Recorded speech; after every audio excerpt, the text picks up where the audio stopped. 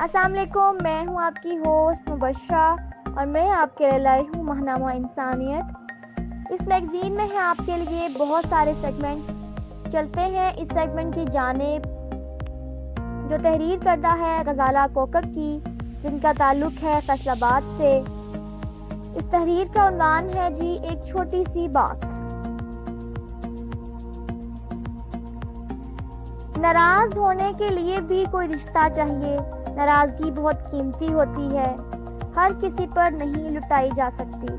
کوشش کریں کہ ناراضگی نہ ہو، اور اگر کسی اپنے سے ناراضگی ہے تو اس ناراضگی کو انا کا مسئلہ نہ بنائیں، کیونکہ ناراضگیاں تو دور ہو جاتی ہیں مگر انا میں رشتہ داریاں اور دوستیاں ختم ہو جاتی ہیں اور پھر زندگی میں دوبارہ نہیں ملتی۔